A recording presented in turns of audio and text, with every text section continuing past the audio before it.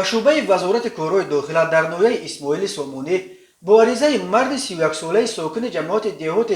در بند نویه سنگوار مراجعت نموده است که شب 23 و 24 نوامبر سال 2021 تخمینا ساعت 02:00 دقیقه شخصان نامعلوم با راه پنهانی از داخل автомашین شخصیش تمغه اوپل استرا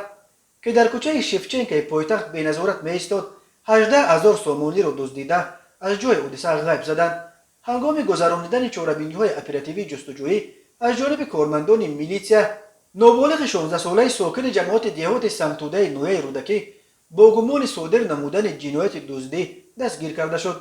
به شعبه وزارت کورهای داخله دوی در نویه سینو با عریضه مرد 30 ساله ساکن نویه مذکور مراجعت نموده است که 16 فوریه سال 2020 در نزد بنای استقامتیش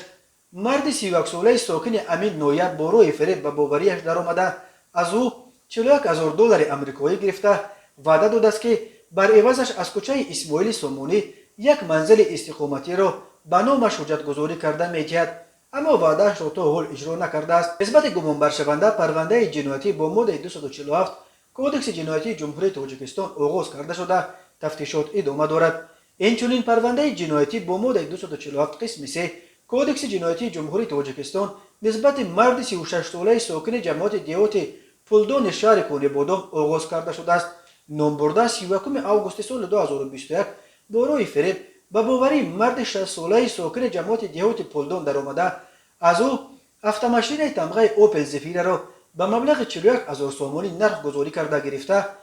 اولهای ماه سپتامبر سال 2021 به مرد 26 ساله ساکن امین شهر به مبلغ 35,500 سومانی فروخته مبلغ به دست آورده را به احتیاجات خود صرف نموده است.